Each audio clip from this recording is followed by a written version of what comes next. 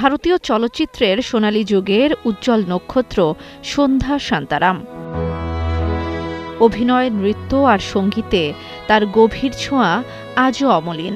না ফেরার দেশে চলে গেলেন বলিউডের এই কিংবদন্তি অভিনেত্রী। ভি শান্তারামের স্ত্রী হিসেবে এবং একজন অভিনয়শিল্পী হিসেবে সন্ধ্যা শান্তারাম নিজের দক্ষতা ও প্রতিভার মাধ্যমে ভারতীয় চলচ্চিত্রে এক অনন্য অবস্থান তৈরি করেছিলেন।